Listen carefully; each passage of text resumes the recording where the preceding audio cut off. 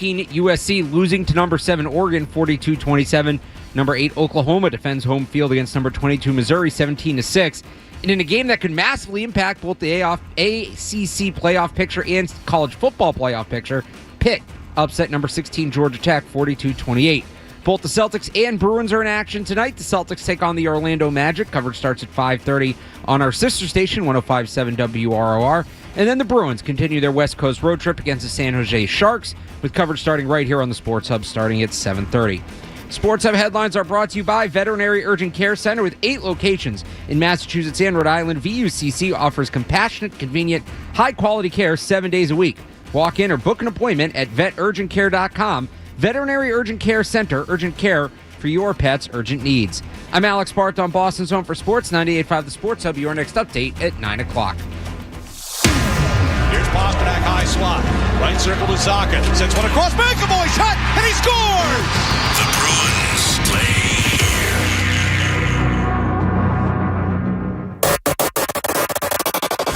This is Sunday Kickoff with Alex Barth and Cerrone Battle. The show that's all Patriots, all football, all year long. The clutch wins, the tough losses, and the game-changing plays. This is the show that has it all covered. Sunday Kickoff, brought to you in part by Surfside Iced Tea and Vodka. Now, here are Alex Barth and Cerrone Battle.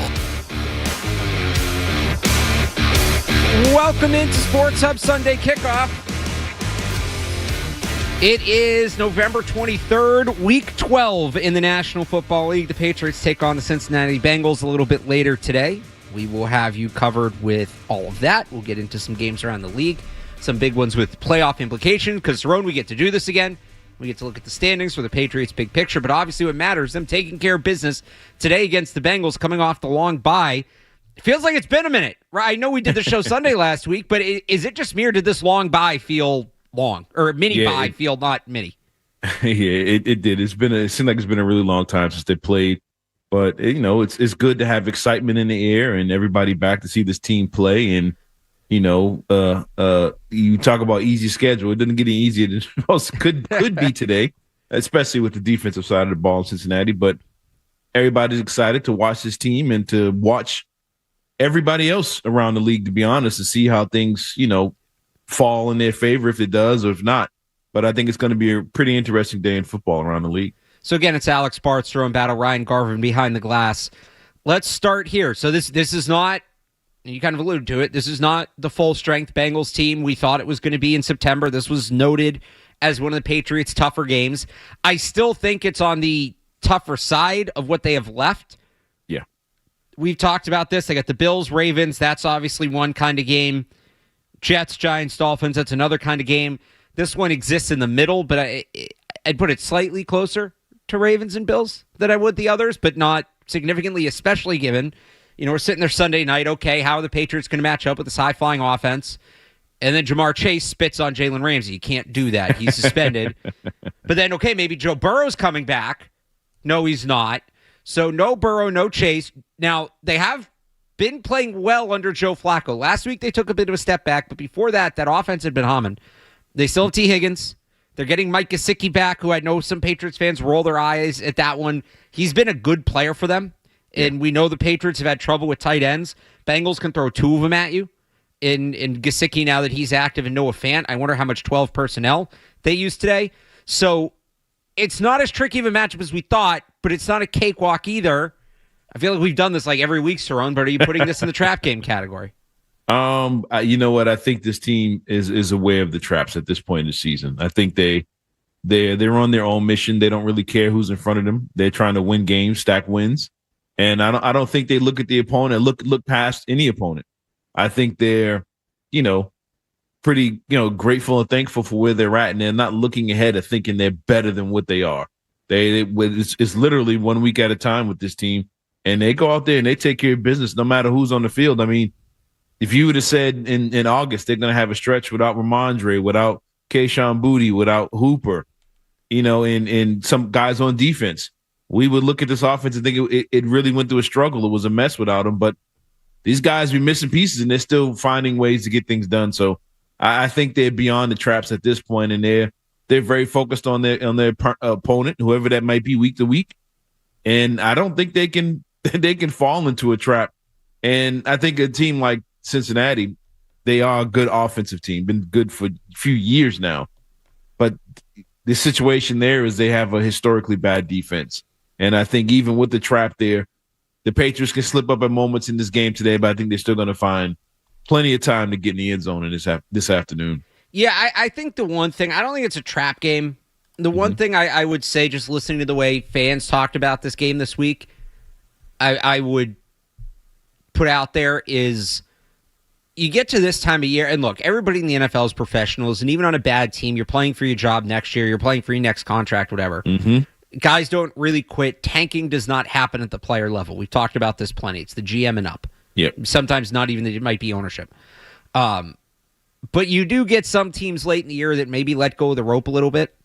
Teams that are, playing younger players, guys aren't coming back as quickly from injury, things like that. This Bengals team, despite their record, I don't think falls into that category.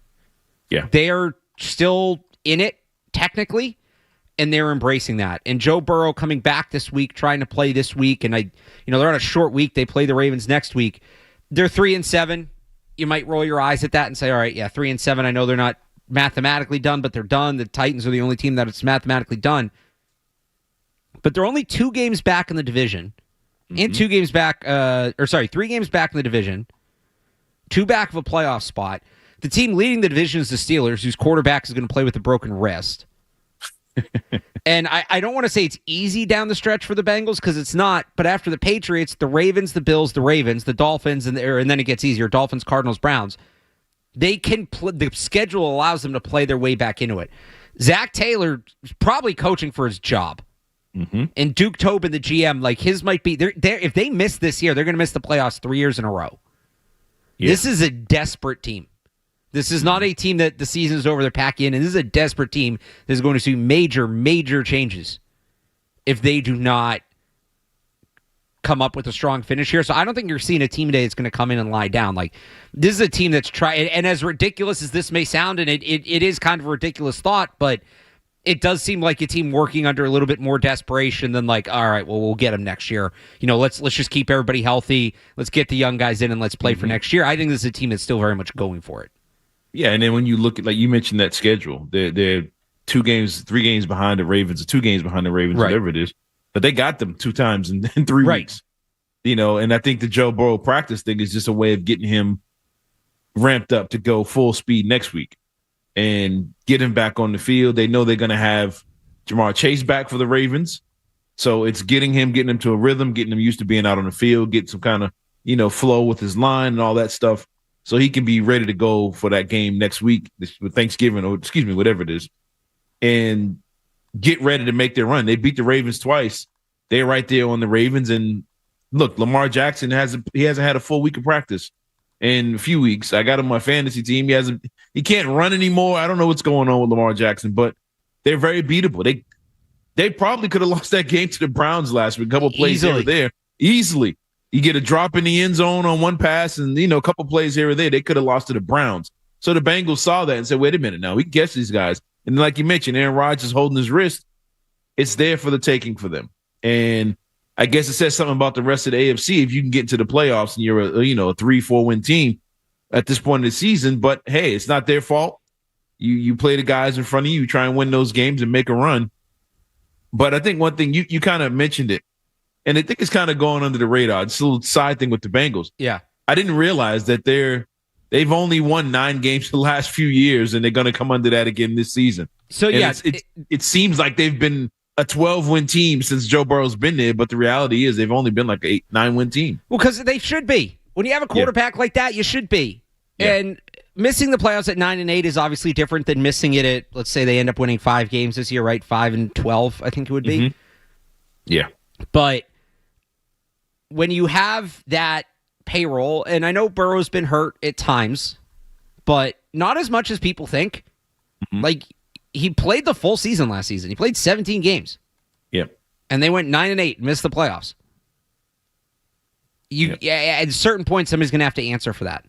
Yep. And so I think that you're staring that down if you're the Bengals staff, and it's a push. And your point about the playoffs, I mean, that's what the AFC North's always been. You kind of grind your way into a 9-8, 10-7 record sometimes, and you can win that division. And yeah, they play the Ravens. They're right there. The Steelers. Rodgers might play with that broken wrist. That guy just really hates the Bears, I guess. They play the Bears today, so it'll be interesting to see how that shakes out. But yeah, not a trap game to me. The Patriots are the better team. The injuries for the Bengals, definitely a story for this game. And I don't want to hear about the easy schedule thing. I don't. Yes, it's easier than we thought it would. Just keep winning the games and keep winning them convincingly. Mm-hmm. I do think the Patriots should win convincingly.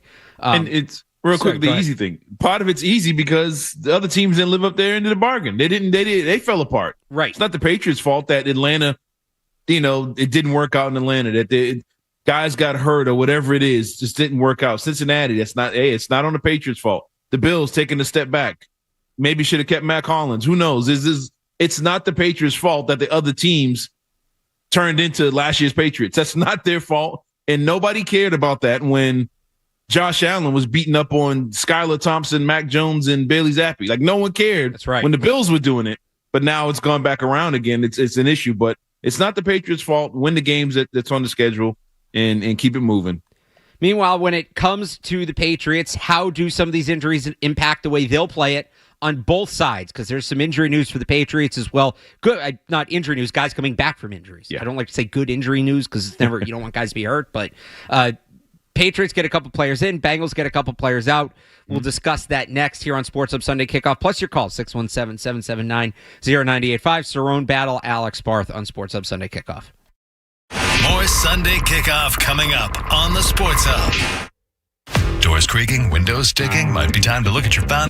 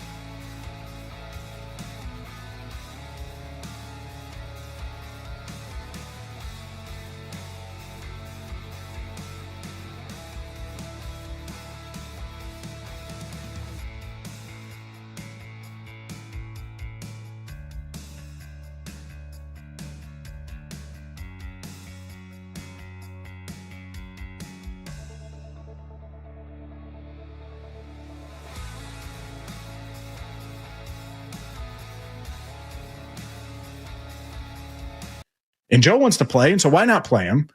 But he's probably coming back to a 3-8 football team. And so if you are bringing him back, if you are risking him, if you are taking on all of the risk, all of the concern going into Sunday's game, every bit of it is still there Thursday. There are so many factors here where it just made sense to me. If you were bringing him back, to just do it. And if you weren't bringing him back, then don't. But if you were, go all in. They didn't. They went halfway. I hate it. I think it's a mistake. I think it's the wrong approach because you're assuming the risk and you have zero reward.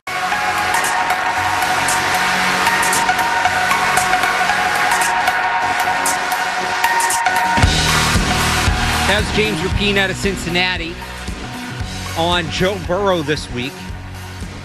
Interesting mix of comments out of Cincinnati. Look, as weird as this sounds, Cerrone, it's Alex Barth, Cerrone Battle, Sports Hub Sunday Kickoff. You want to join us?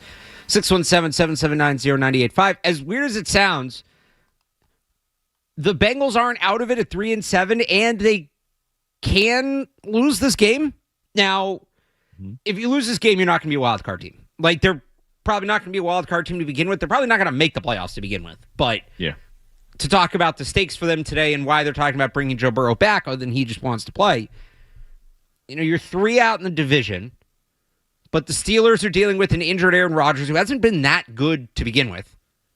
They play a tough Bears team today. And then there's the Ravens who, are hot, but you're 2 games behind and you play twice.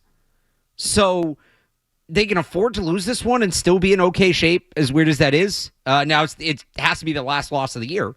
But so they're going to sit Burrow. They play the Ravens on Thanksgiving. So they have the short week. They're going into Thursday night football Thursday night football. I would assume now Burrow's going to play next week. If he doesn't, then it becomes a major disappointment that he practiced as much as he did. If they lose this game and then decide that's the final straw and shutting him down, what are you doing? Then play him in this one. But how'd you feel about all the Joe Burrow stuff this week, and are you surprised that he's not playing? No, I'm not surprised. I mean, they brought him out there. He had eventually start practicing. I thought it was a long shot because he wasn't going to have Jamar Chase. That means holding the ball a little longer, taking a little more shots. And I think if Chase doesn't do what he did last week, I think he might play. Interesting. I haven't heard anybody say that this week. That's an interesting one. So I think he threw a wrench in the operation when he spit on Ramsey. I think it kind of, was like, let's still bring him back. Let's get him going. But you're missing the best, probably the best receiver in the league against a good Patriots team. And now it's like, okay, we got to change our whole offense now because he's not there. And I don't think this is the week to do it. Leave Flacco out. Even though Flacco was on the injured list too, he was banged up. So Flacco, in all of this, he was limited this week. He has an injured throwing shoulder. Yeah. And it's like, well, no, let him take the shots and we'll get the Ravens. The Ravens, I don't know what they got going on today. But the Ravens play the Jets today. Oh, no, well, there you go. But the Ravens, they got Thanksgiving, though, and they look up and also there's Jamar Chase and Joe Burrow. And it's like they have to win that game, too. They're not, like you said, they're not securing anything. Now, those two guys get hot and you beat the Ravens twice in 3 weeks, you're right there. And the Steelers, look, I'm pretty sure I got the Bears over them today because of the injury. And I don't think the Steelers have been great. The Bears haven't really – I don't think they beat a winning team yet either. But I think the Bears at this point could beat the Steelers with them being banged up. You go out there with Chase and Burrow on Thursday, and you got a 3-week window where you climb the AFC if you win those 3 games. I think the Bills, like you said, is in between that. We'll love to see that happen. But you beat the Ravens twice in 3 games, you're right back in it. You're right there. And the Steelers, I think, will slide a little bit. So you're right there. So I understand it. But look, I think, like I said, I think Jamar Chase doing what he did kind of messed things up for them. But it gives them a chance to get Burrow, get him not 2 weeks, but a week and a half of getting ramped back up and ready for action. I will say Flacco's been good for Cincinnati. So they're 1-4 in the 5 games he started, but that defense is atrocious. We'll talk about that a little later in the show.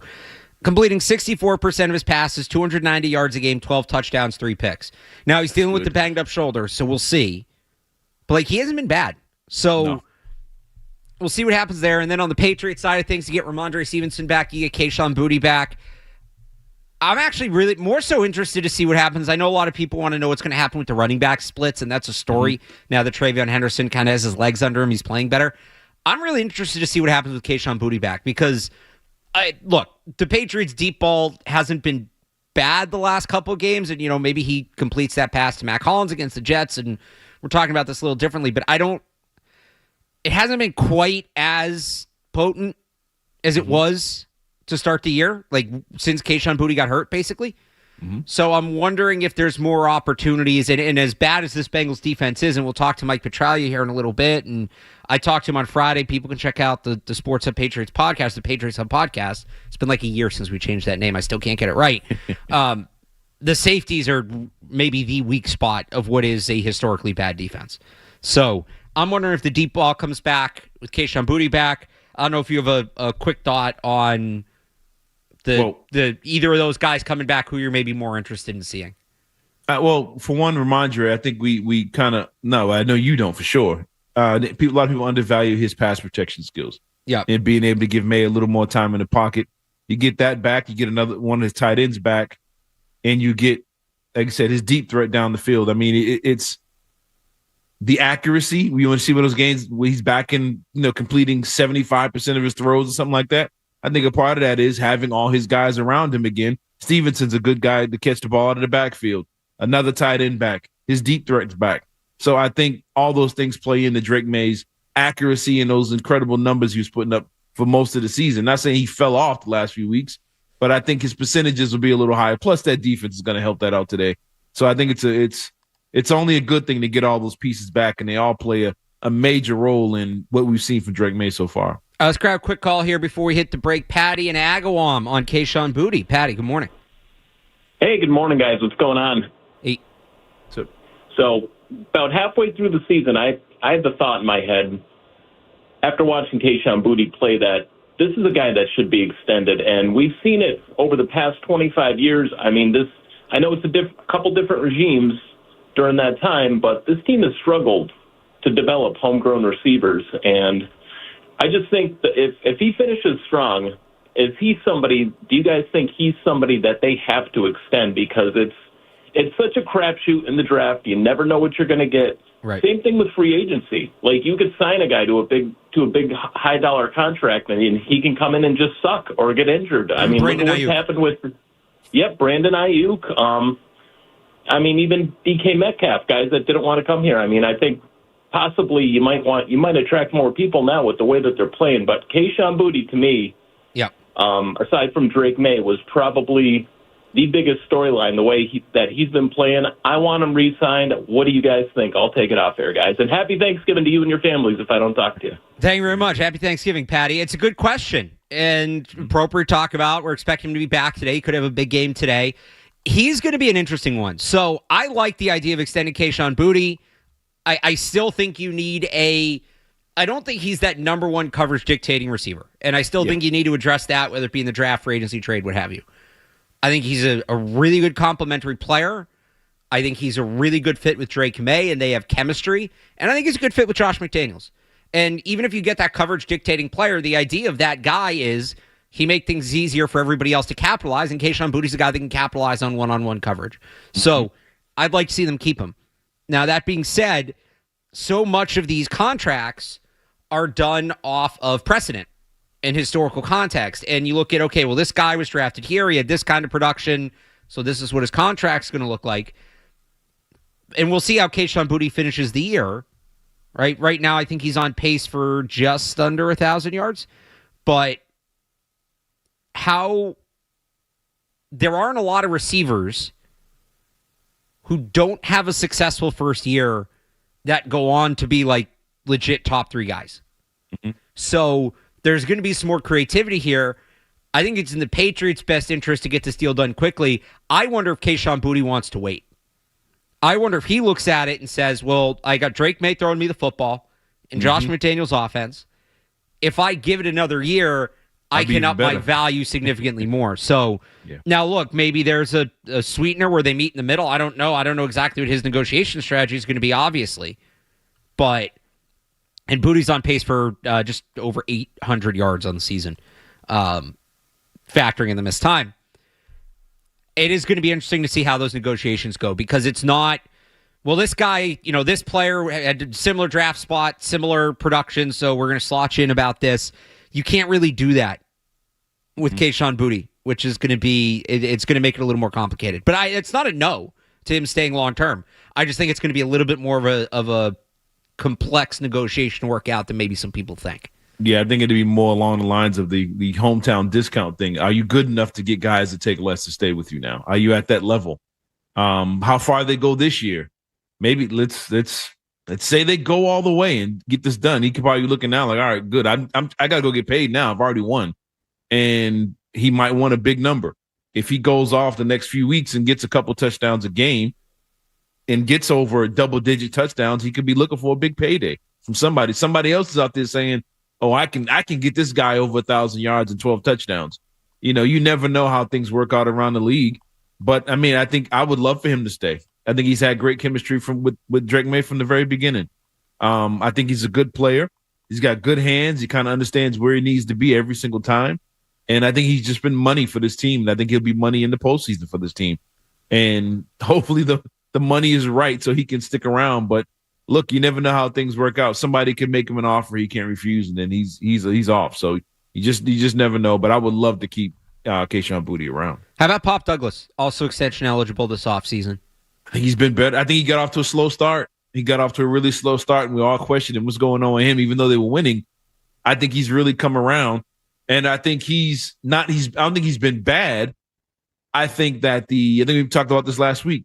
The other guys have been good. So the ball's being spread around to where it's not one guy racking up numbers.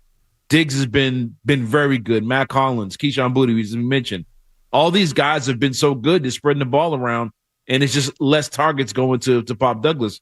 But I think he's been much better late, and it'd be hard to keep him. Again, it's all about that number, but I think he's been better. He's been coming on, but I don't know about him. I'm not too sure as I am with Boutte. I like to see it. I'd like to see it. I think he's got that good. He's got good speed, good quickness, provides value. We'll see what the dollar amount is. Obviously, not breaking the bank, but I wouldn't hate getting him locked up. Couple year deal and having him continue to be a part of the offense. All right, that's kind of some injury news from both sides. Let's get more into this matchup. We'll do that next. Mike Petraglia covers the Bengals for CLNS Media. We'll get the latest on what's going on with Cincinnati and how they match up with the Patriots in this game coming up on Sports Hub Sunday Kickoff. Stay tuned for more Sunday Kickoff on the Sports Hub. This November, Window Nation puts an end to your window problems. You'll save big, too, with 50% off all window styles. Plus, you could get 0 interest for 5 years. But you have to hurry, the sale ends soon. So, schedule your free estimate now at windownation.com. That's windownation.com. When you own your own business, you own every decision. Catch the red eye or take the 6 a.m. Make a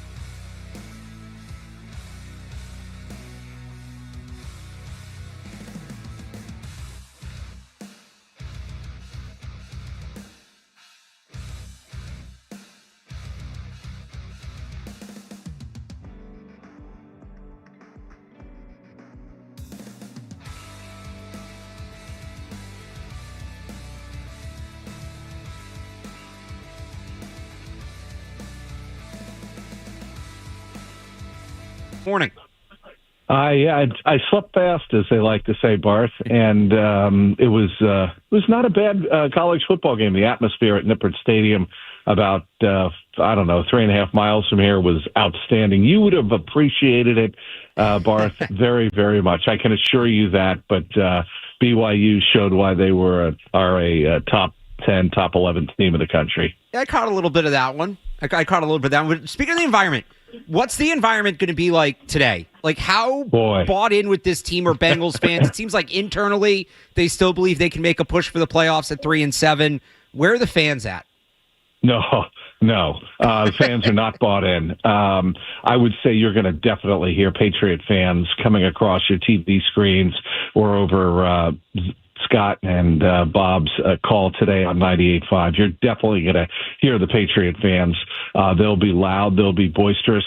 And I say that because I would say in every game but maybe two, the opposing team has had more vocal fans than the Bengals. And that's simply because the Bengal fans don't believe in this team. They know it's a terrible defense. They don't play complementary football. Players are not held accountable for mistakes on the field. They don't make many mistakes off the field. They're, aside from what happened last week with Jamar Chase, it's a pretty good group of guys, but on the field, they're just miserable, and they have not executed, and I think fans are pretty fed up. Believe it or not so much with Zach Taylor, but the front office and ownership. They refuse to change the way they do business. You get a couple of good years like you had in 21 and 22, and then the bottom falls out, and there's no accountability. There's no messaging to the fans about, hey, we screwed up. We're going to make this right. I mean, the Crafts do that all the time, right, guys? I mean, anytime you have a bad season in New England or two, you hear Robert Kraft and Jonathan Kraft message the fans that we do care. We know we've had a terrible year or two, but we're going to fix it. There's none of that here in Cincinnati, which is why fans are pretty disgusted. Do you think fans, people around the league, look at the Bengals and say, like a cautionary tale to spending all this money on offense and neglecting defense? You think the Bengals are going to be the kind of the poster child for that? See, this is why I wouldn't do that kind of thing. Cerrone, that's a great question. Here's my take on that. The Bengals did not make mistakes by giving Joe Burrow two of the best weapons in football. If you have a quarterback like Joe Burrow, you want to give him weapons, and they did everything possible to do that. They could have easily gone out and drafted better and addressed the safety position, which is abysmally bad, the linebacking position, which they missed so far. I mean, Demetrius Knight Jr. and Barrett Carter, who you will see today. Barrett Carter is a starting middle linebacker.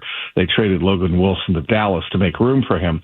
The linebacking play has been abysmal, bad. And you'll see the Patriots with Hunter Henry and Travion Henderson and Ramondre Stevenson attack that. But no, I think the Bengals could have gone out and built a representative defense.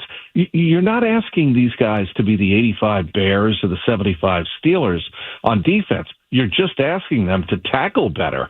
And that has nothing to do with the money that you spent on Jamar Chase and T. Higgins and Joe Burrow. It has to do with getting the right players in, coaching them up.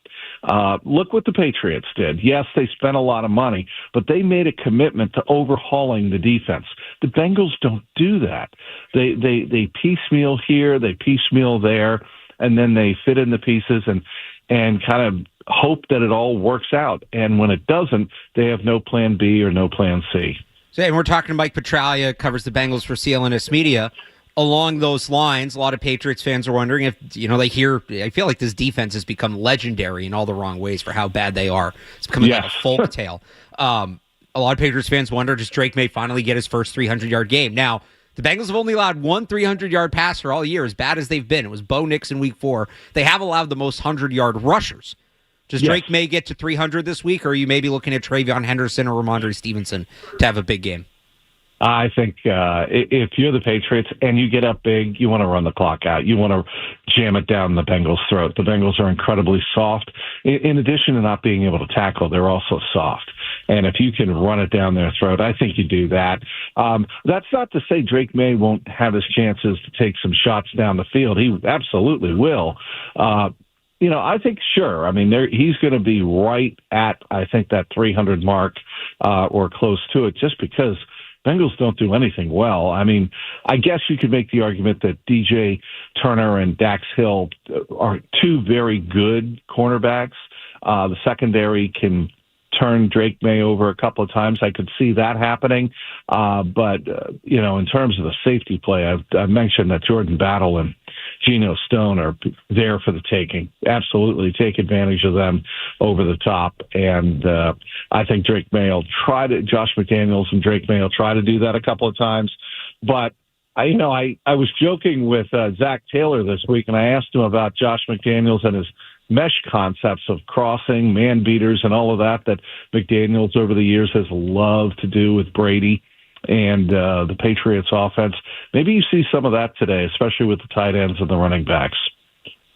On the other side of the ball, without Jamar Chase, and what he did last week with him being out today, and Flacco, being on the injury report all week, with his throwing shoulder. How do the Bengals put up points? Do you see them having opportunities to move the ball, and how will they look without Jamar Chase over there on his left? Well, I do think that Joe Flacco, if indeed he's reasonably healthy, and I think he is, he's a little banged up, but he's a 40-year-old quarterback, right, in the National Football League. He's going to have dings. He took a shot at the end of the Bears game about 3 weeks ago, but he's managing that well. If Flacco's in there standing upright and getting decent protection, which the Bengals offensive line has been giving him, then I think, he still has T. Higgins, Andre Yosivas, the third-year player out of Princeton. He's coming on strong. And then Mitchell Tinsley is a kid out of Penn State, is somebody that could certainly rise up today. They like him a lot in the receiving game. Mike Gesicki, keep an eye on the tight end today. He's coming off the injured reserve with a pectoral injury. He will be active today. I think he's going to be a fairly significant part of the game plan.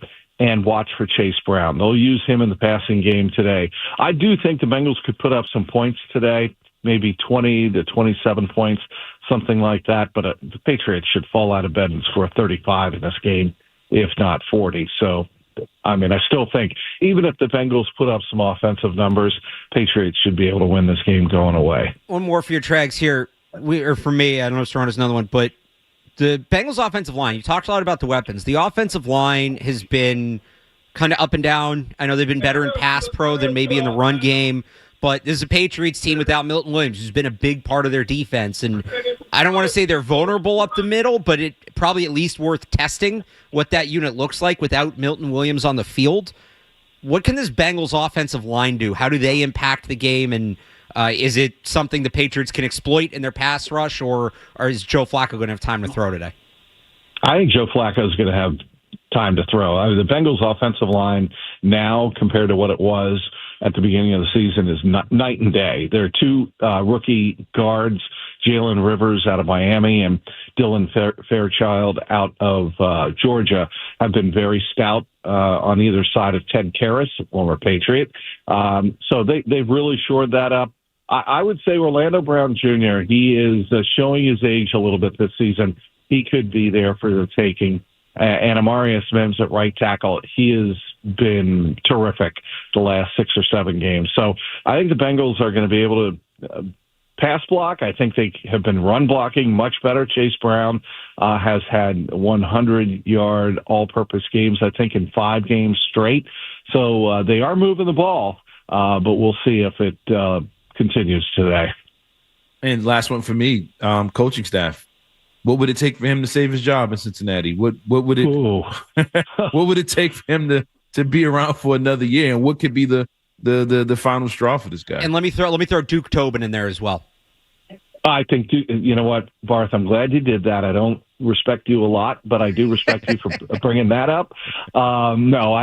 Duke Tobin's the problem here, not so much Zach Taylor. I think the players really like playing for Zach. The one criticism I have of Zach is he doesn't hold players enough accountable, doesn't make changes, doesn't send messages. But overall, I think he is one of the smartest young I still feel this way. He's one of the smartest young head coaches in the NFL. until they change the way they do business in the front office and bring in a real general manager with winning experience like the Eagles did. That's why Jeffrey Lurie is such a good owner. That's why Lamar Hunt is such a good owner. With a guy like Brett Veach or with Howie Roseman, they're going to, if they see problems, they're going to fix them. That's not the case here in Cincinnati. Duke Tobin should be removed and they bring in somebody else, but I doubt they will. How about Zach? Does Zach Taylor make it to next year? Well, if they finish with 4 wins like the Patriots of 23 and 24, no, I don't think he does. I think he is the scapegoat, and I think they probably bring in somebody else unless Joe Burrow steps in and says, I trust Zach, and there's nobody better I'd rather have than Zach Taylor. If that happens, then Zach probably comes back next year. Or if they finish with, 5 wins in 6 games or 5 wins in 7 games and beat the Bills in Buffalo, which I think at this point is a possibility, the way the Bills are playing.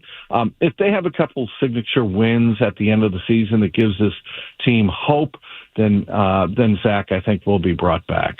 He is Mike Petrali. He covers the Bengals for CLNSCincy.com, Jungle Roar Podcast. You can check him out there. Trags, thanks so much for joining us this morning. Guys, a pleasure. Have a good one. And Pro, as always, set me up for what I want to get into. He mentioned that Bengals-Bills game in a couple weeks. What's up with the Buffalo Bills? I do want to take a quick detour into that Thursday night game and what the standings now look like in the AFC for the Patriots heading into the full Sunday of Week 12. We'll do that next here on Sports Hub Sunday Kickoff. Sunday Kickoff is on the way on the Sports Hub. Tingsboro, it's here. Augustus is now open at 440 Middlesex Road. Dig into their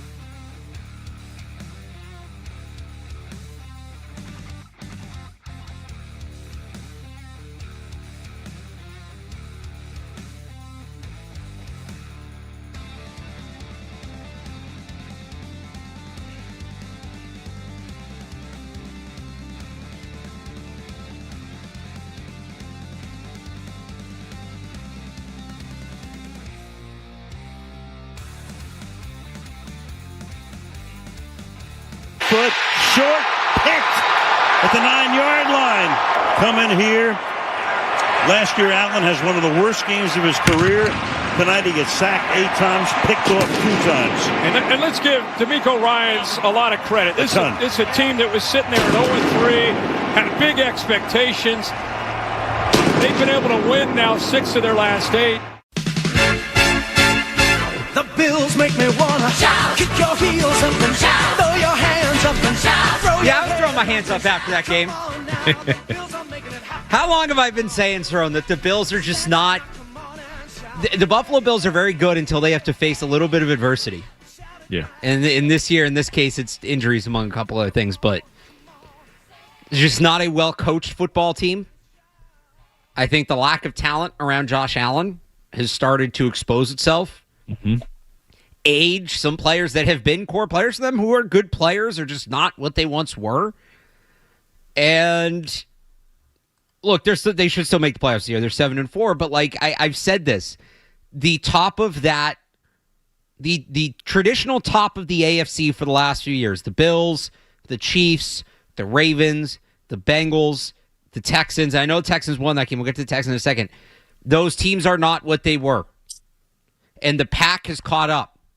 Mm-hmm. Now, that doesn't mean that one of those teams, Bills, Ravens, Chiefs, won't be representing the AFC in the Super Bowl. But it's going to be a lot harder for them to get there. They have a lot more competition to get there than they have in the past. Yeah. So coming out of that game, we're going to go around the league still, but we'll jump the Thursday night game here a little bit. Just what'd you think of the Bills, and also what'd you think of the Texans in that game?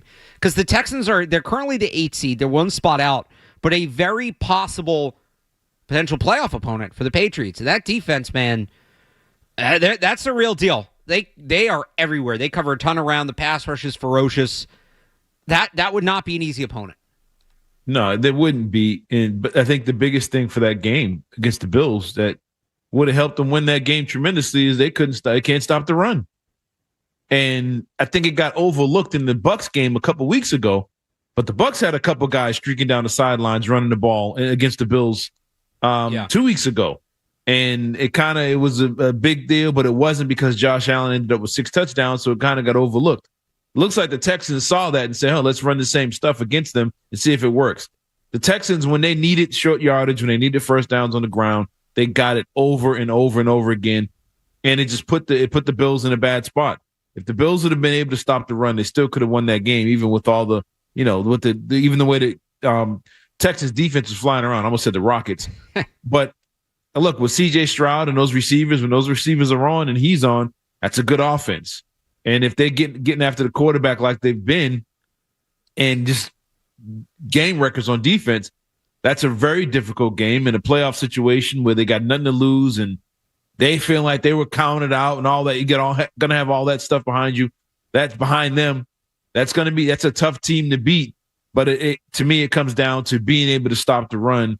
And it might sound weird, but making them a one-dimensional team where they're just throwing the ball all over the place. And Stroud hasn't really dominated in that area the last, year or so. So I think the Bills went in there thinking, no Stroud, we can stop him, whatever. And they just ran the ball all over Buffalo. And that was the end of them for that whole game.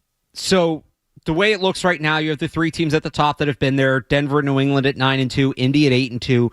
Denver's on the bye this week, so the Patriots, if they win, they will be the first 10-win team in the NFL, and they will own that top spot for at least another week. And all those teams have multi-game leads in their divisions. Pittsburgh leads the AFC North, but they're more in the wild card mix because they're only 1 game up on the Ravens. Then you have in the wild card mix in right now, Chargers and Bills at 7-4, Jags at 6-4. Those are your 3 wild card teams. Then it's Houston at 6-5 is the first team out. Chiefs and Ravens at 5-5. Miami's 4-7, and I don't think they're very good, but Saints, Jets, Steelers, Bengals, Bucks, Patriots, that's at least Saints, Jets, Steelers, you should clean up. They could get back to 500 for the stretch there at the end. The main thing I look at, just a takeaway on the standings here before we get into this week's slate, Buffalo, Houston, Kansas City, Baltimore. Right now, only one of those teams is in, and that's the Bills at 7-4. They're the 6th seed. How many of those teams ultimately get in is the big question to me. I'm going to say 2. You said Buffalo, Houston, Kansas City, Baltimore. Buffalo, Houston, Kansas City. Three of those teams are on the outside looking in right now. Buffalo, Baltimore. You don't think Houston gets in? I think I don't know. It's all about Stroud and what he looks like coming back. I think they catch the Jags. Yeah. I think it's going to be Buffalo, Houston, and the Chargers as your 3 wild card teams. Mm-hmm. Like the Steelers, they lead their division. The Steelers could miss. Yeah. The Steelers could miss the playoffs. And it's all about Rodgers. Rodgers comes out there and looks a mess, and there's nothing. They have nothing behind him. They're going to free fall out of that thing. But that's going to be tough. I don't see Kansas City getting in there. I think their schedule is brutal. Colts, Cowboys, Texans, Chargers, Titans, Broncos, Raiders down the stretch. Yeah, that could be tough. That could be tough. And with Kansas City, every week it's somebody's limping off the field or somebody's just coming back and Pacheco's in, he's out. They have to stay healthy the rest of the way to even be able to compete. And I don't know if they're going to be able to do that. But that Houston-Jacksonville one is interesting. For me, I'd want to see Jacksonville. I want to see them make it because I think the Patriots can smoke them. I think of all those teams, that's to me in the first round. If you're a Patriots fan or whatever the first, that's game the one is, I want. Jacksonville or the Chargers. Yes, I know the Chargers' offense is ripping a little bit, but we've seen what that team looks like when they have to come here in the colds. Mm-hmm. I think if you're a Patriots fan, whatever the seeding ends up being, you want it setting up where the Chargers or the Jags are your first opponent. Yeah, and the Chargers, I think, are missing both tackles. Something like that. That sounds right. Yeah, I know Alt's out. Yeah, I think the other one got hurt last week. Yeah, that's right. So, that's the team I want. Them or the Jags, because I don't think Trevor Lawrence or Herbert can come in here and light you up in Foxborough in January. I don't see that happening at all. No, I'm with you on that. So that's kind of a quick look at the standings. We're probably going to make that a regular thing on this show down the stretch here because we're not doing draft talk anymore. Not until January, I'll tell you that. And I am keeping my eyes open for some linebackers, though. Yeah, well, no, we're watching some linebackers in the Senior Bowl. There's good year need a linebacker. Good year need a linebacker. Good year need a pass rusher. So yes, indeed, that's good news for the Patriots. So that's a quick look at how the standings look now. How will they change today? We'll go around the NFL here in a second. 90 seconds, no commercials, just the headlines on Sports Hub Sunday Kickoff. From the Telfair Tire Studios, WBZ FM and HD1. It's not just the games. It's Toucher and Hardy, Zolak and Bertrand, Felger and Maz, Joe Murray. For Boston sports fans, it's 98.5, the Sports Hub. Beasley Media Group Station.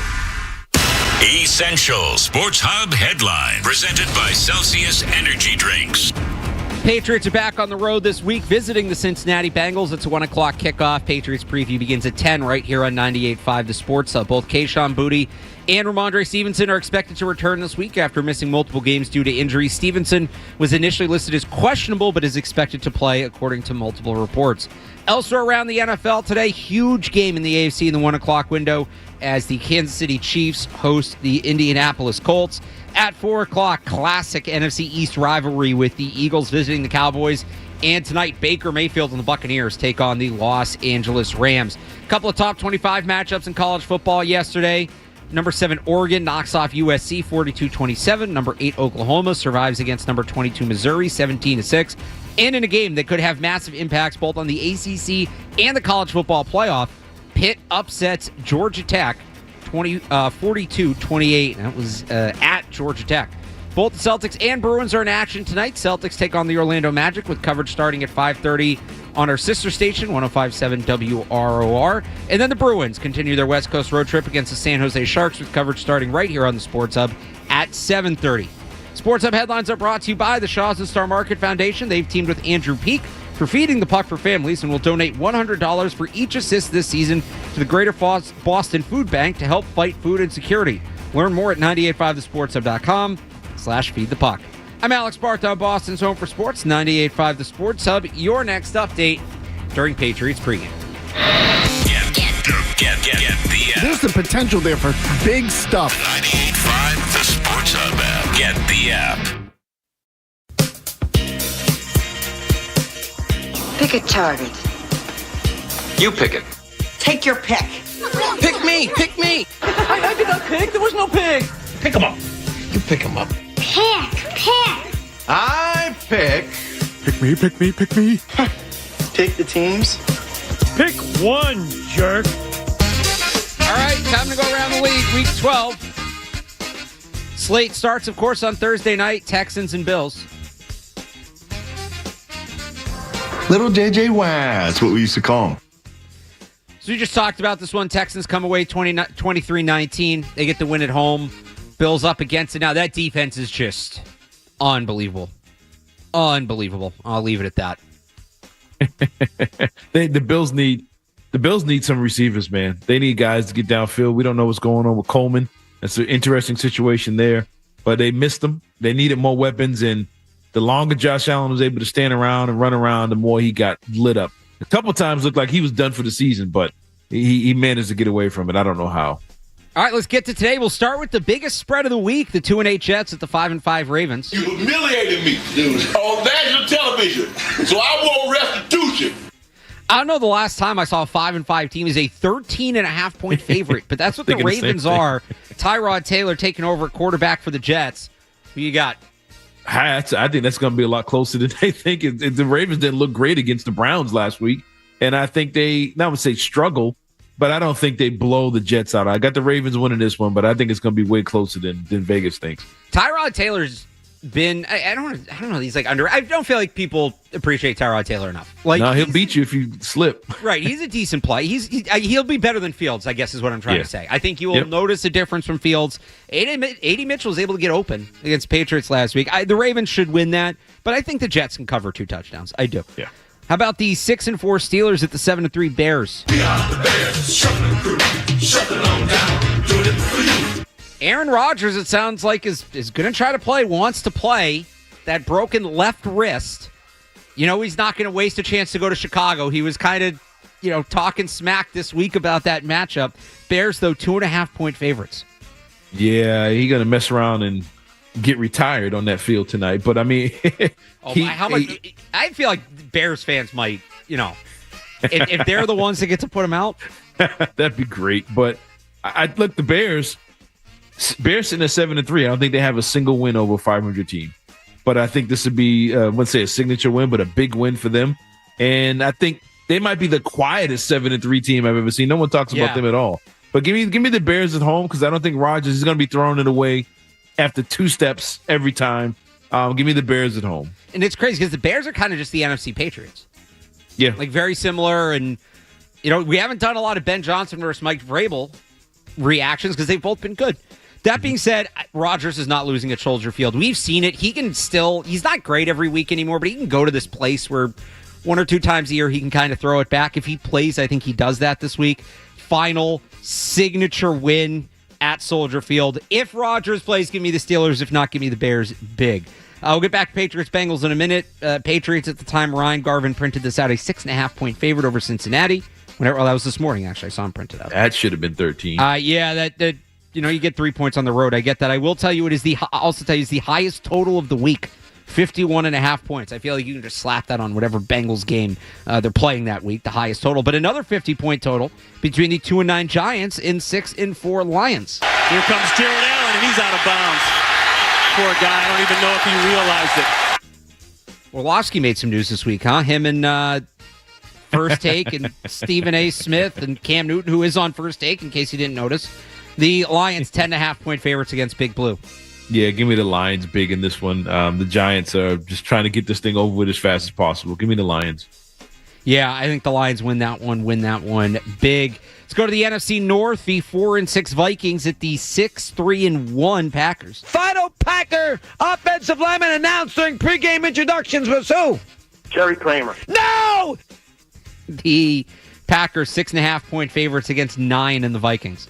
I want to take the Packers big so much, but I don't trust anything the Packers do these days. I don't know what to expect in this one, but I also don't trust J.J. McCarthy. So give me the Packers. Give me the Packers. It feels like the Packers kind of alternate. Big game flop, big game flop. Yeah. So they're due for a big game, so give me the Packers in that one. And then the 8-2 Colts at the 5-5 Chiefs. Oh, hell no. They go that horse. I don't mess with horses, bro. Might come over here and throw a tantrum. So last week, remember we talked about this Chiefs-Broncos, called it the Fraud Bowl, or Fraud Bowl 1. and the Broncos won the game. We didn't really determine whether or not you win the Fraud Bowl or lose the Fraud Bowl, but Fraud Bowl 2, who's the real deal? Now, unlike the Broncos who got to host that game, and I do think that made a difference in a close game, the Colts have to go to Kansas City, and the Chiefs are 3.5-point favorites. Yeah, I think this one's the opposite of Denver. Denver was all defensive team who's just trying to move the ball. I think the Colts are they're leading the league in scoring right now. They run the ball over the place. This is a tough one, but this could be the end of the Chiefs if the Colts are legit. They should win this game, but I just don't trust Daniel Jones against that defense. I think they turn them over and the Colts win in a controversial 20-19 game. So the Chiefs have not scored more than 30 against a team that is over 500 this year. They have 2 games with 30 points. One of it was the early season Ravens. They put up 37, and then they put up 31 at the Raiders a couple weeks ago. 17 against the Eagles, 22 against the Giants. So if they're going to have to score, I want to pick the Chiefs because I just don't think they're going to go quietly into the night like that. But this feels like a really good matchup for the Colts if they can handle that environment on the road. I'm going to... You know what? I picked the Chiefs last week just blindly because they're the Chiefs. I'm going to go with the Colts. Real quick, who do you want to win this game? Colts. Okay. Colts. Yeah. I trust the Patriots when it comes to the 1 seed. The Colts and Broncos both have tough schedules coming up. They got a couple more losses on the way. Not the Patriots don't, but just keep the Chiefs out of the dance. Yeah. Just keep them out of it. Don't even have them there lingering, lurking as a factor. And I don't know. I might be in the minority on that in Patriots fans. Patrick Mahomes is like Jason Voorhees at this point. I don't want to see him. Exactly. Keep the Chiefs out of it.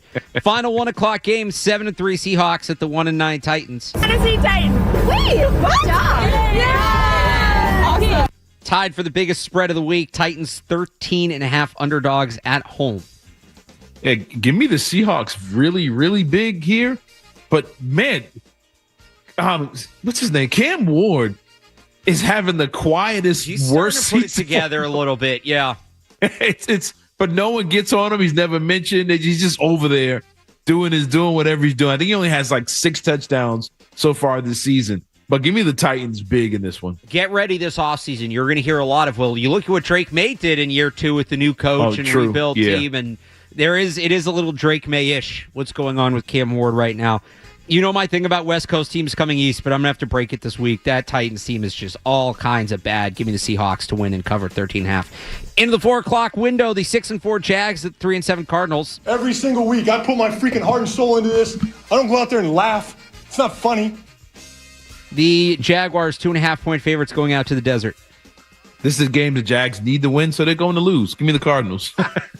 Jacoby Brissett, the NFL leader in pass completions. That stat line was unbelievable. Yeah, he was lighting it up, man. Good for Jacoby Brissett, but they still lost. There's a reason they still lost. I'm going to take the Jags in this one.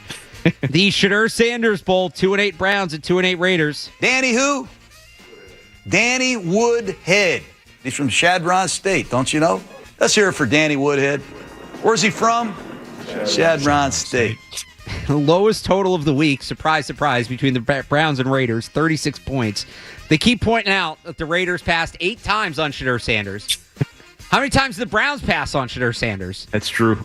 But the Raiders are the favorite, 4.5-point favorite at home against the Browns.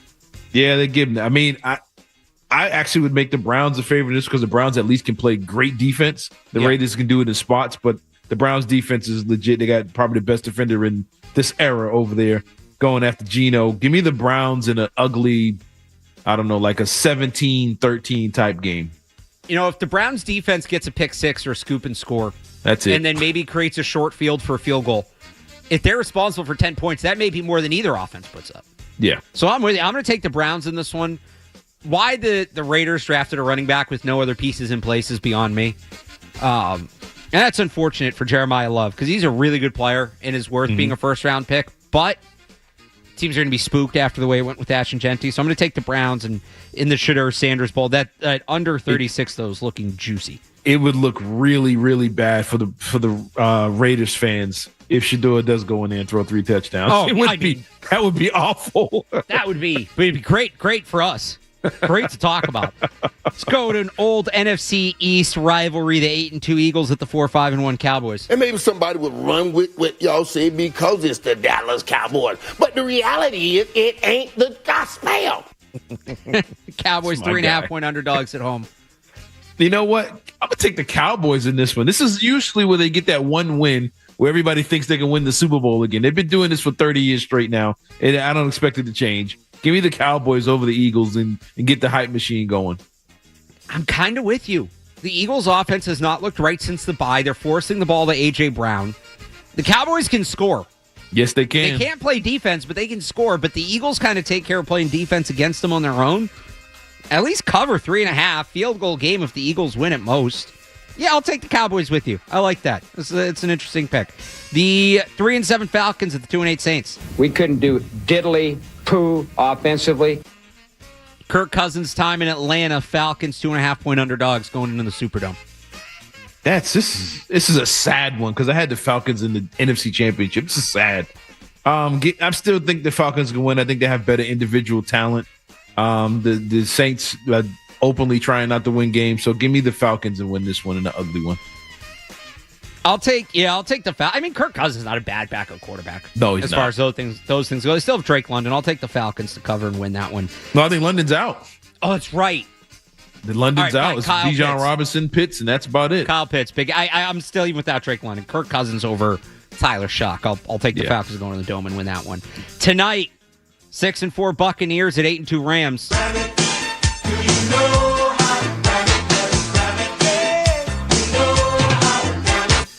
Bucs got to get going here at 6-4. Yeah. Panthers lurking right behind them. Meanwhile, the Rams, are they the best team in the NFL at 8-2? Los Angeles, I almost said St. Louis. Los Angeles, 6.5-point favorite.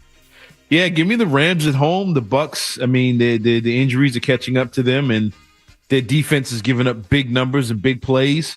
Give me the Rams until the Bucs can prove that they can stop that. This is a gut pick. Give me the Bucs. The Rams should win this game. They're more talented. They're at home, all that. There's just something, Baker Mayfield back against the wall. You know, I remember him in that stadium. Remember that game against the Raiders? Yeah. When on 2 days' notice, he leads the game-winning drive. There's just something about the vibes of this game. I think we get a big night from Baker Mayfield, and the Bucs keep their, you know, it could be a win that keeps their season alive. You fall to 6-5. If you're Tampa, that's a scary spot with the Panthers lurking, and they got an easy schedule down the stretch. Tampa does, but I don't know. I think Baker gets him a big momentum win tonight, and then we'll wrap the week up. Monday Night Football, another meh Monday night game. Oh no, I guess this isn't terrible. It's big if the Bucs lose. This game is real important. 6-5 Cardinals at 7-4 Niners. He runs with the 50. He runs with the 40. The guy is drunk, but there he goes. So yeah, you're right. This is, I mean, as things stand today, the Niners are the 7th seed. They're the final playoff team in the NFC. Big stakes. Neither of these teams, to me, have been the most exciting to watch. The Panthers are at times, but this actually, you're right. This is a big game, and the Niners favored by 7.5. Yeah, I think that's a little high. I think the Panthers' passing game has been better. They're getting those receivers going. I mean, Young, what did he have? Like 400 yards or something like that last week. I think that the Panthers' offense they're starting to roll a little bit, starting to believe.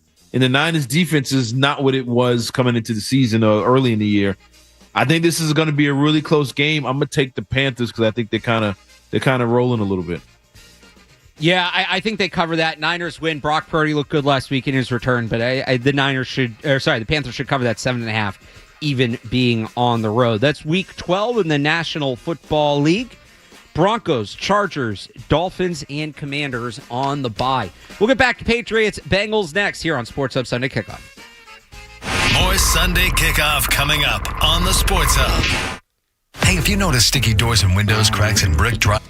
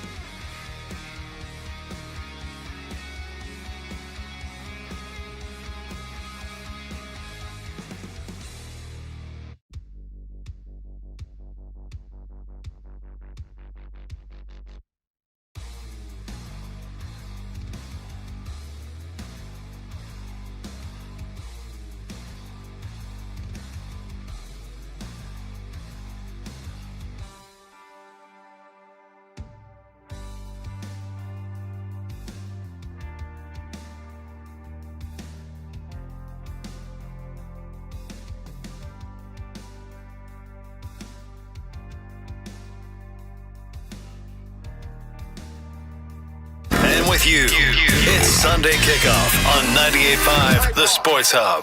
What did you see from Ramondre this week as he nears his return? I mean, I would say that there wasn't many restrictions and that he responded well to the practice. And, I would say that as long as there were not any setbacks here, that he'd be in line to play.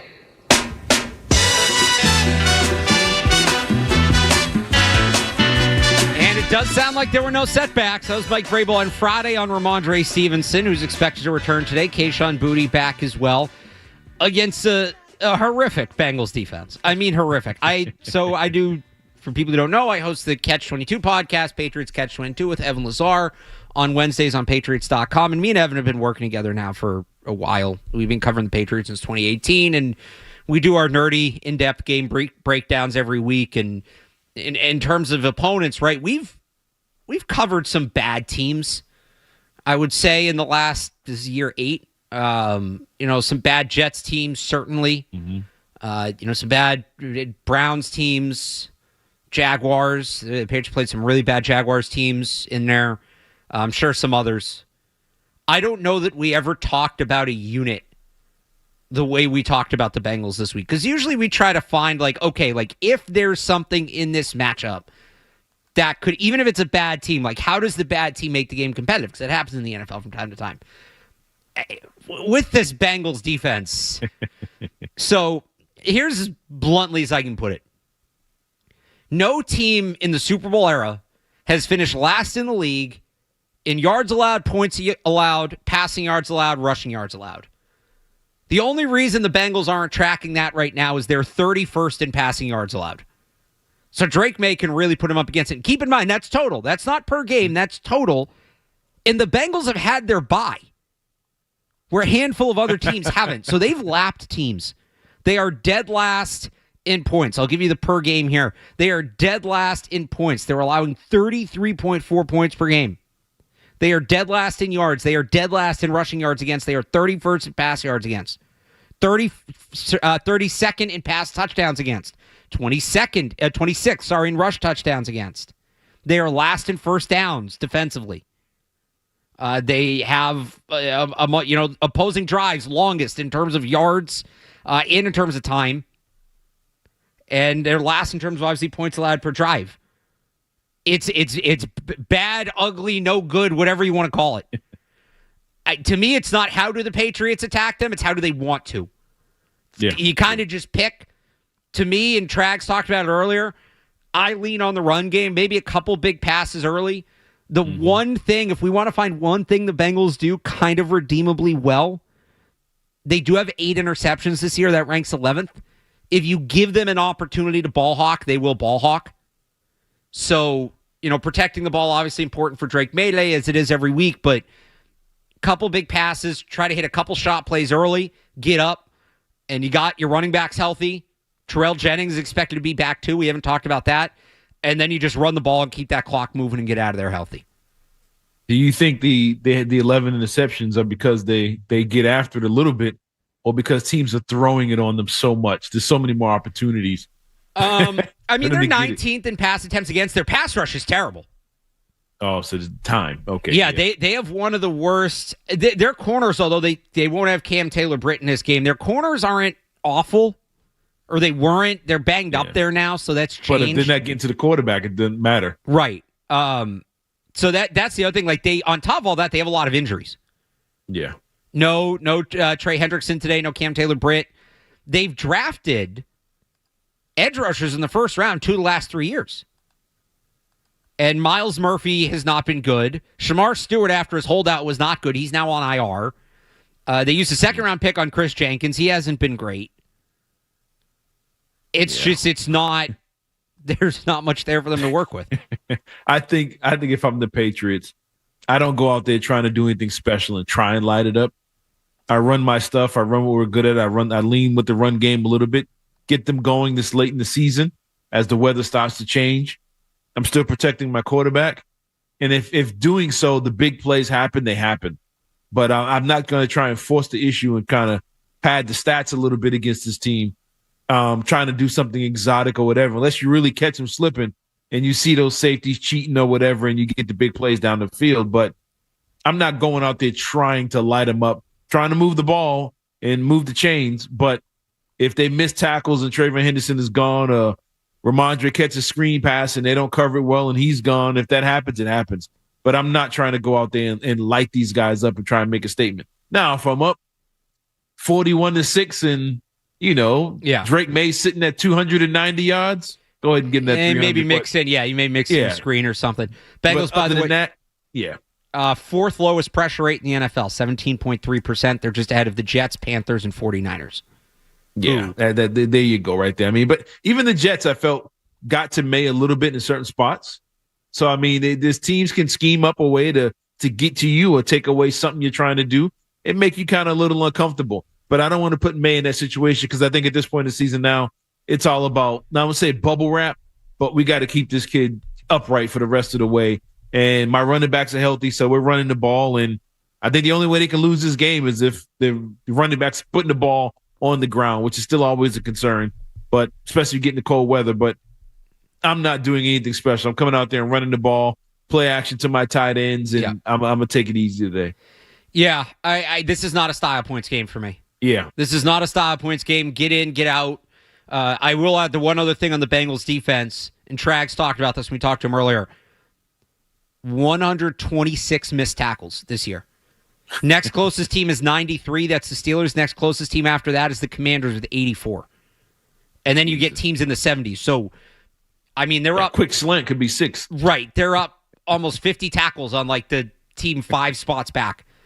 Whatever you're doing, running, throwing, whatever you're doing with the football, there's going to be, and they're allowing the most yards after contact. So it's not like guys are, we talked about this earlier in the year. The Patriots had some issues with missed tackles, which they've been better about. They actually, according to Pro Football Reference, the 4th fewest missed tackles in the NFL this year at 43. We talked about this during the year. A lot of the Patriots' missed tackles were, guy gets in the backfield. He's got help with him, so he goes for the big hit, tries to knock the ball out. Tackle gets missed, but somebody's right there to clean it up, and it's a missed tackle, but you maybe don't give up any yardage or a ton of yardage because of it. No, these Bengals missed tackles are, you break a tackle and you're in the wide open field. And I just had to look real quick. With this defense being this bad and giving up these kind of numbers, I had to, wait a minute, are they playing the lights out offenses? And then I look, it's the Browns. No, they've played horrible offense. That's what I'm saying. It's Minnesota with backup quarterback, Denver, Green Bay and Detroit. We know them, but it's been Pittsburgh. It's been the Jets, the Bears, Pittsburgh again. It's like they're not playing the best offenses, and they're still getting burnt like this.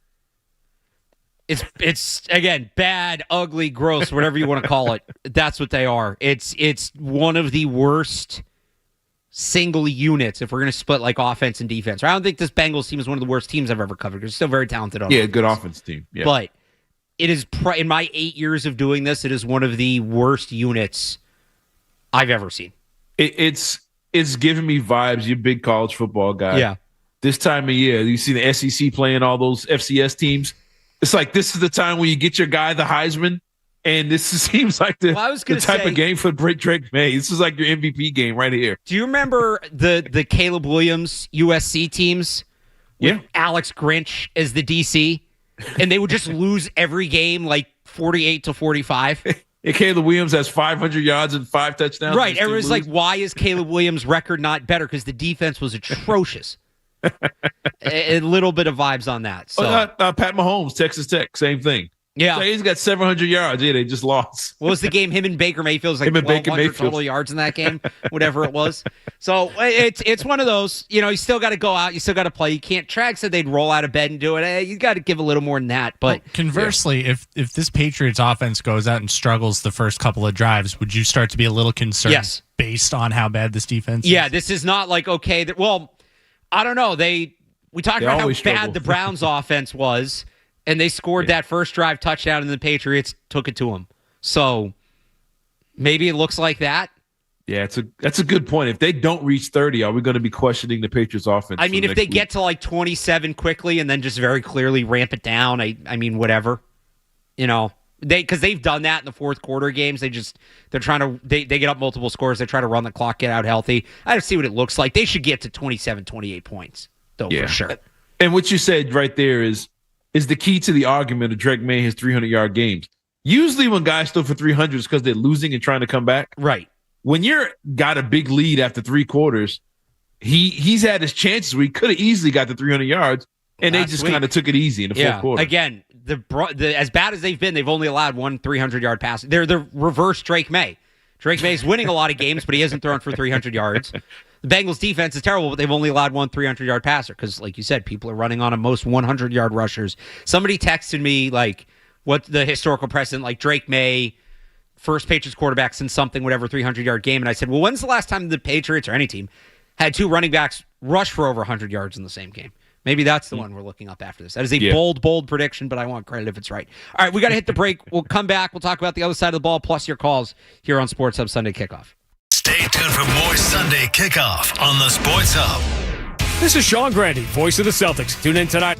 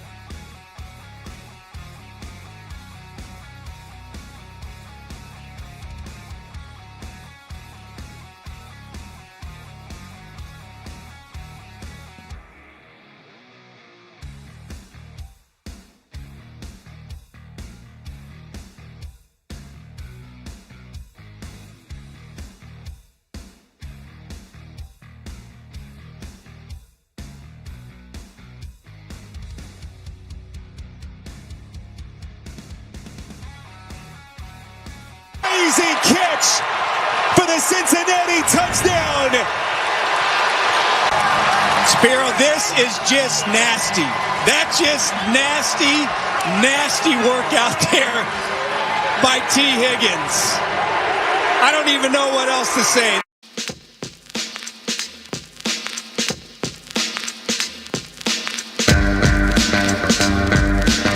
That's the guy the Patriots have to worry about today, T. Higgins. As they face the Bengals, no Jamar Chase, no Joe Burrow. We'll get into that matchup, but I want to. One of the callers dropped off. To answer his question, the call screener said, "When will we get a Brady announcer game?" It's tough because Brady's on Fox, and obviously the Patriots play most of their games on CBS. It's coming, especially now that they're good. It might not be this year. I can't be because the Patriots don't have another Fox game this year. So will all the AFC playoff games all be CBS? And all the AFC playoff games are CBS. And even if we want to get really bold, I don't think Fox has the Super Bowl this year. Yeah. No, Tom Brady is doing the Cowboys game. Okay. And Patriots fans, if they're not listening to Zoe and Bob, will be getting Kevin Harlan and Trent Green. Which isn't bad. I like Kevin Harlan. Kevin Harlan's Harlan really good. NBC. Super Bowl's on NBC this year. So, but next year, they're going to make it happen. I'm sure that's going to happen at some point. But it will not happen pending some massive change. It will not happen this year. So that call drops. Let's go to Randy in Providence. Randy, good morning. Hey, good morning. How are you doing this week? Good. So I wanted to call in two things. Number one, you guys kind of touched on it. Man, I thought the spread was a little bit disrespectful to the Patriots. The Bengals are losing games by an average of 10.5 points. And I know they're at home, but I don't know. It just seemed a little out of line to me. But earlier, you were touching on the playoff opponents there, and who you hope to get, easier path. I don't know if I'm on my own on this, man, but I kind of hope Allen and or Mahomes both make it. We got to play at least one of them because I just feel like to be the man, you got to be the man, And I don't want to go. I feel like if you go the easiest path, it almost feels a little more fraudulent, right? And I just feel like I don't know. We've seen a lot of championship teams, and I don't want to. I don't like getting there the easy way, I mean, yeah. Obviously, thanks for the call, Randy. Obviously, you want to see the best football possible. But, it's kind of what you do. You look at it. There also is something to pass the less resistance. I don't know, Cerrone, how do you feel about the 2024 Celtics title? That feel any less to you? They played some horrible teams. They did. Playoffs. Some guys were banged up. Right. They didn't get a opponent at full strength until they got to the finals. And you had to deal with Luka and Kyrie, but it is what it is. Look, and even then, wasn't Luka playing hurt? His soul was crushed. That's about it. That's true. But look, Tom Brady it wasn't a hard path every time, in the playoffs. They had a battle against Blake Bortles and then had to, years where they faced Jake Delhomme in the Super Bowl. They've had times where they didn't have to go. They didn't have to face Peyton Manning. They didn't have to face the Ravens they always beat up on the Steelers. But you know what I'm saying? That it wasn't always easy. For every difficult opponent they had, there was always a layup in there somewhere. I think it was a game against the Jags one year where Willie McGinnis just takes himself out of the game. This is too easy. He has 6 sacks, something like that. There's always been an easier path. So, no, I'll take the easy path. If that means this team goes to the Super Bowl and they beat whoever comes out of NFC, no one's going to remember anything about the path of how they got there as long as they win. And there's something to be said for being battle tested. But like you said, you can get good games, tough games against lesser teams. I'll say this on the Bills. I get what you're saying. Yeah, to beat the Chiefs, I think that would mean a lot, and this team would learn something, and it'd be a good test for whatever you're going to get the next round. And yeah, the thing with the Bills, playing a team 3 times in a year is always scary. Mm-hmm. That's especially if they beat the Bills here at Gillette to win the division. The times an NFL team has beat another team 3 times in a season, I don't know the number. It's very little. It's not. It doesn't happen. So there's just the familiarity element, whether the Bills were good or not. Let's even say the Dolphins back their way in, and that would probably mean a win over the Patriots in Week 17. I don't know that I'd rather play Dolphins definitely than some other teams, but I don't like the idea of playing a team 3 times in a year. Mm-hmm. Regardless, easy path, hard path, that's a different kind of challenge. It's a more tangible challenge that I don't love. And I would add to this too. You can get the hardest possible path. I would say Colts and Denver. Yeah. And the reality is you're facing Daniel Jones and Bo Nix. Right. I mean, the AFC it's just weird. Good. I think no matter what happens, people are going to spin it as an easy path. Yeah. Because you're either playing teams that are have traditionally been viewed as bad that are good this year, or teams that are traditionally viewed as good that are bad this year. Basically, every team in the AFC playoff race fits one of those two categories now that I think about it. I'm kind of forming this take live on the air. Broncos, people think of as not good, surprisingly good, I guess you would call them. Colts, surprisingly good. Bills, surprisingly not bad, but down. Chiefs, surprisingly bad. Baltimore, surprisingly bad. Houston, maybe you could say Houston's about what people thought. Maybe Pittsburgh's you could say is about what people thought, but nobody thought those teams are great. Or I guess the third option is teams that are okay that we thought were okay, right? The Bengals. So no matter what, people are going to be able to spin it as easy. And I'll say that it doesn't. You hang the banner, you hang the banner. It's about the full season. And a lot can happen. There are lots of teams with easy schedules that don't win championships. A lot can happen over the course of a season. So that's real true. I mean, if this team they get to the Super Bowl and it's the Eagles and they win, right? All you're going to remember is they beat the defending champs. Well, then we're going to hear the Eagles weren't what they were and the offense isn't as good. Exactly. Yada yada yada. So, but that's again, as a football fan, I have nothing against rooting for the best football game. You want to be entertained. That's what it's all about. Don't be like, well, I want them to play the hardest teams because then the Super Bowl will mean something. It's winning a Super Bowl will mean something. Yeah, right. It's not to pick on Randy. I just heard that take in general. I celebrated all night when they beat Jake Delhomme in the Super Bowl. I didn't care that it was Jake Delhomme. Let's go to Max in the truck. Max. Hey, good morning, guys. Morning. How's it going? Good. So I think this Patriots offense is going to pick this Bengals defense apart. This Bengals defense is terrible. And also, I had a question for you guys. Yep. Why do you guys think the Patriots defense always gives up on the first drive a touchdown?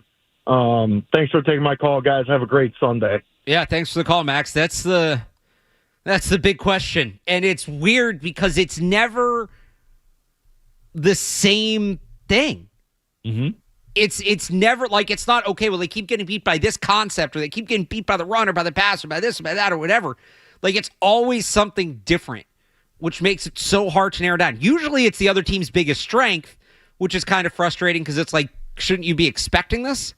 But I don't know. I really am struggling to figure it out, and they clearly are too because they haven't fixed it yet. Right? It's still happening. I wouldn't be surprised if it happens today. No, not at all. All right, Bengals scored an opening drive touchdown. Now this game can officially get started. But I don't know. I struggle to put my finger on it. It's almost like they know the other team's coming out with these scripted plays, and it's like, let's just go vanilla until they run out of their scripted plays. And then they turn it up on them and completely take away everything that they tried to do those first couple drives. And it's been the same thing every single game. So it's literally like, let's go out there and just play base stuff, almost like a preseason defense, and let them go through them scripted plays. And now that they're done and the real strategy kicks in, okay, now let's turn it up. Let's get exotic. Let's bring pressure. Let's do whatever. Let's take the stars away. And it seems to be pretty effective. I'm not saying that's what they're doing, but it seems to be by the time they get to the second drive, it's a totally different defense. And the other team just looks terrible. And they just take it away. So I give them credit for being able to adjust. I think that's great coaching. But it just seems like there's something more to, they just weren't ready to go in the beginning of these games. Well, because I wanted to talk about how the Patriots defense is going to defend the Bengals offensive segment. We took the calls, but just real quick, Mike Gesicki, Noah Fant, sleeper players to watch today for Cincinnati. The Patriots have struggled to cover tight ends. If they do score the opening drive, I would expect one or both of those guys to be big contributors in that. I do think the Patriots are going to put a ton of attention on Higgins. Yoshivas, maybe he gets you a little bit, but I think you live with him, them having to force the ball to him.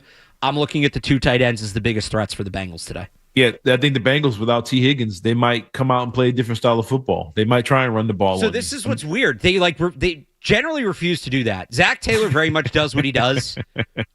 Now maybe because it's there's so much going on today. There's so many variables. No Burrow, no Chase, that they change it. It makes a lot of sense for the Bengals to run 12 personnel. Maybe they change it today, but I'll believe it when I see it. But we'll see. We'll get to our game picks next as we wrap it up here on Sports Hub Sunday Kickoff. More Sunday Kickoff is on the way on the Sports Hub. Tingsboro, it.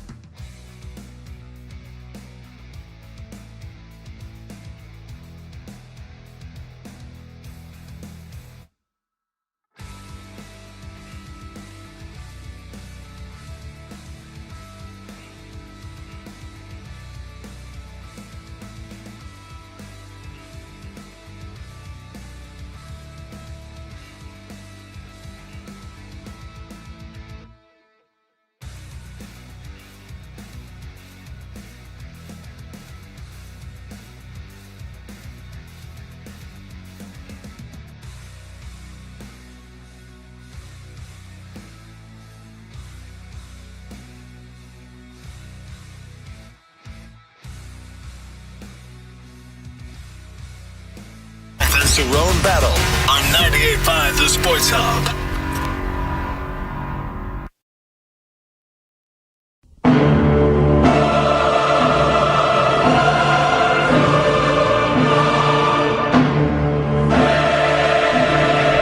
Back here on Sports Hub Sunday Kickoff, Alex Barth, Cerrone Battle, Ryan Garvin behind the glass. Thanks for starting your Sunday with us. We've got Patriots preview coming up with Jim Murray and Chris Gasper. Bob and Zoe have the call from Cincinnati at 1, and then Joe Murray and Mark Dondero will be back with the postgame.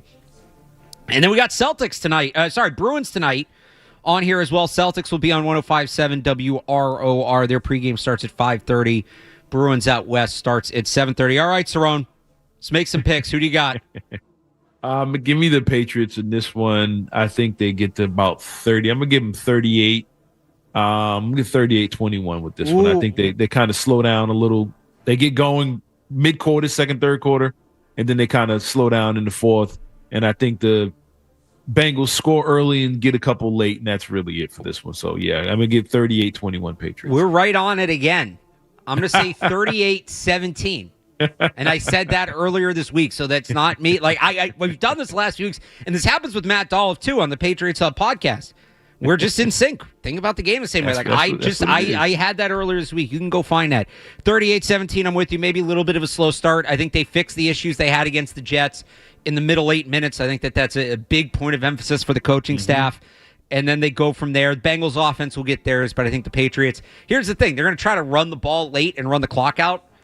You can score trying to run the clock out on this Bengals defense. So that's where I actually think it's going to feel a little close in 38-17, and then we're going to look up through the fourth quarter. They'll have gotten a couple late touchdowns. It's, oh wow, they got up that many, huh? So yeah, that 6-point spread to me, I don't know that it should be the biggest spread of the week. Where I have it right here, the biggest spread of the week was 13. Yeah, the Jets Ravens being 13 is weird to me. Right. I don't know that it's a 13-point spread, but like 10. I think it should probably be closer to 10 than 6. Yeah. And mind you, this is we haven't talked about the fact that they're not going to have Jamar Chase too much. I mean, I think he's a huge part in what they do, and expecting Cincinnati to play a clean game. If they chances they could turn the ball over, Patriots get a short field, things like that. So I think it should have been higher than 6. Well, and the interesting thing to me with Chase, so Chase leads the NFL in catches because. Especially since Joe Flacco took over. Remember that game, which primetime game was that the Bengals were on, where he had like 25 targets? Steelers, I think it was. That sounds right. Yeah, a couple weeks ago on a Thursday night. Yeah. And the Bengals actually won that game. Yeah, it was that game. He had, where'd it go? I just had it. He had 16 catches on 23 targets for 161 yards and a touchdown. Like, clearly Burrow's comfort guy. Yeah. And having to throw more. Now he threw 10 passes to T. Higgins in that game. They threw the ball 47 times. But Steelers' defense is bad, too. Yeah. He's not as used to – he doesn't have a volume guy. Higgins is not a volume guy for them. Yoshivas is not a volume guy for them. Fant, Gesicki, maybe Chase Brown. I think the reason they throw to Chase Brown so much is they never run the ball. They're last in the league in rush attempts.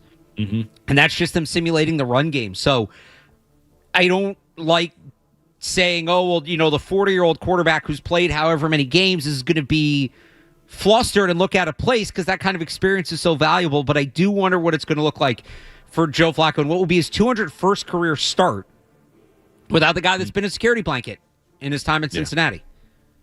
Yeah, it's going to be an interesting game and kind of fascinating to watch. But I think a lot of people will be watching this one and have that Colts game on and on the other screen.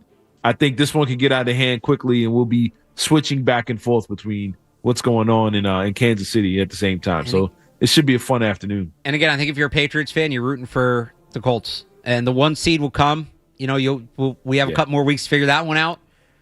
Keep the Chiefs, keep Mahomes out of the dance. Yeah, I think they lose today. That might be the it big for picture. them, man. And they'd be 5-6. So yeah, tough to come back from that. That'll do it for us on this week's Sports Hub Sunday Kickoff. If you miss any of the show, you can find it, Sports Hub Sunday Kickoff, wherever you get your podcasts. Also on the Sports Hub YouTube channel. You can find it there. I will talk to you guys again tonight. Matt Dolph and I will record our post-game podcast. You guys have been showing up for the Sunday night pod, so we're going to keep doing it. I appreciate everybody who's tuning in. We usually get up 8, 9 o'clock. So, again, you subscribe to the Sports Hub YouTube channel or Patriots Hub podcast. You can find it there. And then I'll be back again with David Andrews tomorrow, and we'll have that pod that drops usually Monday night around 6 o'clock. Andrews and I will get a little deeper into the game and figure out what we saw. Ryan Garvin, great job. Your pick. What do you have today? I got Patriots 34-10. I think the Bengals will get their first touchdown of the game and then a field goal. This will also be the game that Drake May definitively shuts the door in the MVP conversation. Sorry, Matt Stafford. Okay, so he shuts the door and that he's the MVP. I like that. First 300-yard game? Yeah, all right. So Garvin has first 300-yard game today. I could see it. So he'd be and everybody'd be like, he's only the second quarterback to do it this year against the Bengals. It's you can hype it up that way. So he can Bo even Nix. And I could see him having something similar to what Josh Allen did last week.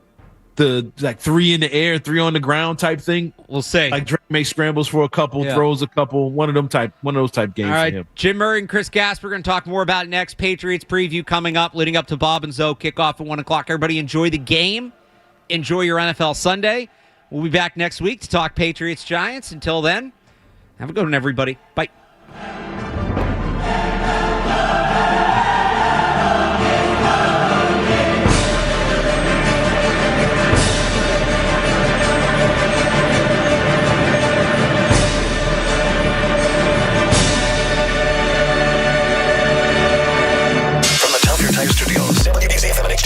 It's not just the games. It's Toucher and Hardy, Zolak and Bertrand, Felger and Maz, Joe Murray. For Boston sports fans, it's 98.5, the Sports Hub. Paisley Media Group Station.